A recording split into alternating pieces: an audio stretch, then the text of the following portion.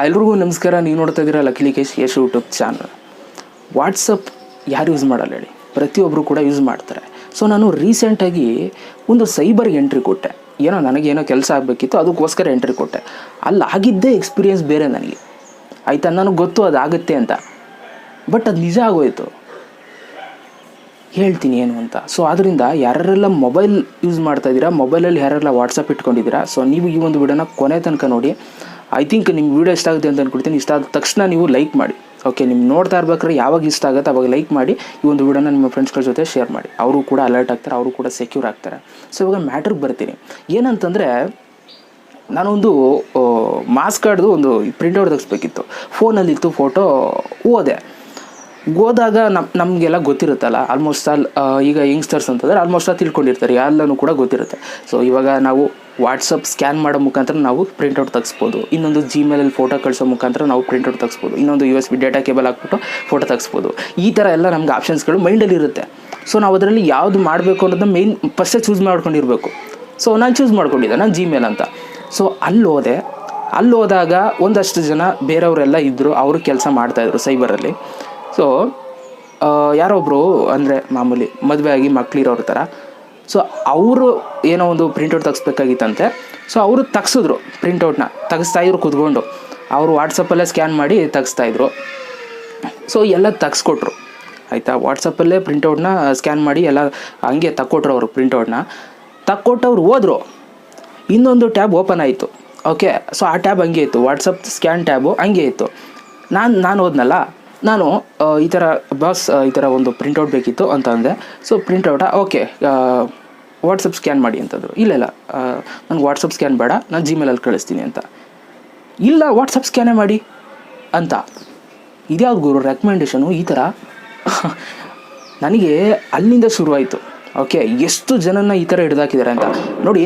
ನಾವು ಆಲ್ಮೋಸ್ಟ್ ಅದು ಈ ಸೈಬರ್ಗೆ ಹೋದಾಗ ನಾವು ಫಸ್ಟ್ ಕೇಳಬೇಕಾಗಿರೋದು ಜಿಮೇಲಲ್ಲಿ ಕಳಿಸ್ತೀವಿ ಅಂತ. ಸೊ ಇವಾಗ ಅವ್ರು ರೆಕಮೆಂಡ್ ಮಾಡ್ತಾ ಇದ್ದಾರೆ ನಮ್ಮನ್ನು, ವಾಟ್ಸಪ್ ಸ್ಕ್ಯಾನೇ ಮಾಡಿ ಅಂತ. ಸೊ 1-2 ಸಲ ಮಾಡಿದಾಗ ನಮ್ಗೆ ಏನಾಗುತ್ತೆ ಮೈಂಡು, ಹೋಗ್ಲಿ ಬಿಡುಗರು, ಇವಾಗೇನೋ ಜಿಮೇಲಲ್ಲಿ ವ್ಯವಹಾರ ಮಾಡೋಕ್ಕೆ ಗೊತ್ತಿಲ್ವೇನೋ, ಅದಕ್ಕೆ ವಾಟ್ಸಪ್ ಸ್ಕ್ಯಾನಲ್ಲಿ ಕೇಳ್ತವ್ರೆ ಅಂತ ಅಂದ್ಬಿಟ್ಟು ಏನು ಮಾಡ್ತಾರೆ ತುಂಬ ಜನ, 90% ಜನ ಆಯಿತು ಬಾಸ್ ಅಂತ ಅಂದ್ಬಿಟ್ಟು ಅವ್ರಿಗೆ ಒಪ್ಕೊಂಡು ವಾಟ್ಸಪ್ ಸ್ಕ್ಯಾನೇ ಮಾಡಿ ಆ ಪ್ರಿಂಟೌಟ್ನ ಹಂಗೆ ಇದು ಮಾಡಿಸ್ಕೊಂಡು ಹೊಂಟೋಯ್ತಾರೆ ಮನೆಗೆ. ಆದರೆ ಅವರು ವಾಟ್ಸಪ್ನ ಕ್ಲೋಸ್ ಮಾಡಲ್ಲ. ಸೊ ಯಾಕೆ ಈ ಮಾತನ್ನ ಹೇಳ್ತಾ ಇದ್ದೀನಿ ಅಂತಂದರೆ, ಎಲ್ಲರೂ ಅಲ್ಲ, ಕೆಲವ್ರು ಮಾತ್ರ. ನಾನು ಅಲ್ಲಿ ಲೈವಾಗಿ ನೋಡಿದೆ, ಪಾಪ ಅವನ್ನ ಮದುವೆ ಆಗಿ ಮಕ್ಕಳಿರೋರು ಒಬ್ಬರು ಮಾಡಿಸ್ಕೋದ್ರು ಅಂತ ಅಂದಲ್ಲ, ಅವರು ಎಲ್ಲ ಮಾಡಿಸ್ಕೊಂಡು ಹೋದರು. ಅವ್ರು ಲಾಗೌಟೇ ಮಾಡಲಿಲ್ಲ ಅಲ್ಲಿ, ಆಯಿತಾ. ಅವ್ರು ಲಾಗೌಟೇ ಮಾಡಲಿಲ್ಲ.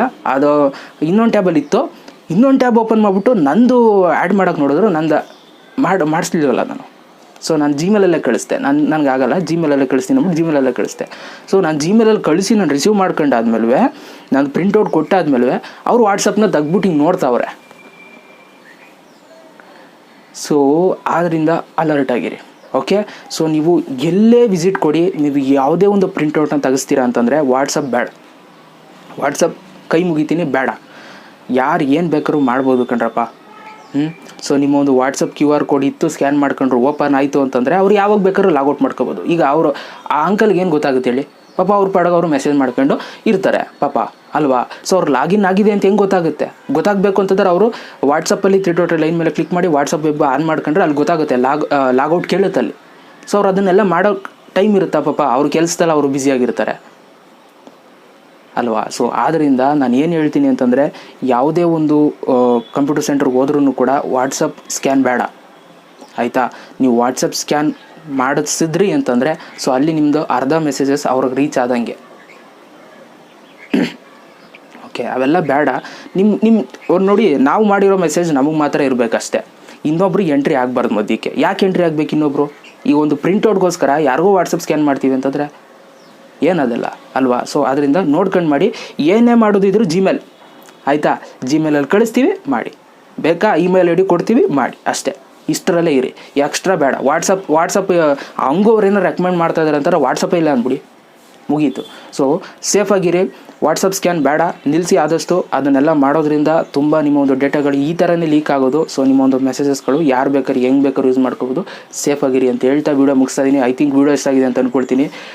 ನಾನು ಏನು ಹೇಳೋದು ಕೊಟ್ಟಿದೆ ಅನ್ನೋದು ಕೂಡ ಕ್ಯಾಚ್ ಆಗಿದೆ ಅಂತ ಅಂದ್ಕೊಳ್ತೀನಿ. ಯಾಕೆಂದರೆ ನಾನು ಲೈವಾಗಿ ನೋಡಿದ್ದೀನಿ, ನನಗೆ ಬೇಜಾರಾಯಿತು. ಆ ಅಣ್ಣಂದು ಅವ್ರದ್ದು ಲಾಗೌಟ್ ಮಾಡಲಿಲ್ಲ ಕೊನೆಗೂ ಅವರು. ಲಾಗೌಟ್ ಮಾಡಲಿಲ್ಲ ಅವರು. ಪಾಪ ಅವ್ರು ಹೋದರು, ಆಧಾರ್ ಕಾರ್ಡ್ದು ಇದು ಮಾಡಿಸ್ಕೊಂಡು ಹೋದ್ರು ಅವರು.